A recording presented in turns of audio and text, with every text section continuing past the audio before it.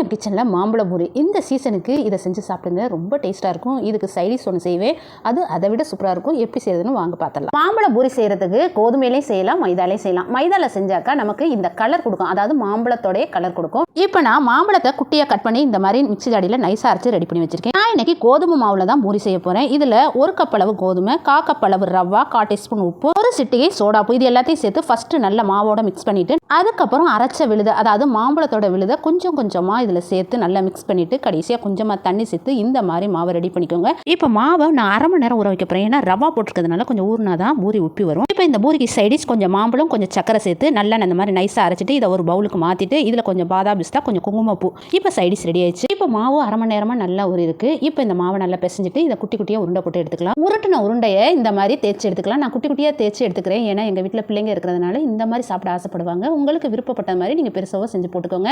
இப்போ பாருங்கள், எல்லா பூரியுமே தேய்ச்சி எடுத்தாச்சு. மாம்பழ பூரிக்கு கண்டிப்பாக மாம்பழம் இனிப்பாக இருக்கணும், புளிப்பாக இருக்கக்கூடாது. ஏன்னா இனிப்பாக இருந்தால் தான் டேஸ்ட் அதிகமாக இருக்கும். இப்போ பாருங்கள், பூரியெல்லாம் சூப்பராக பொரிச்சு எடுத்தாச்சு. இப்போ சாப்பிட வேண்டியதான்.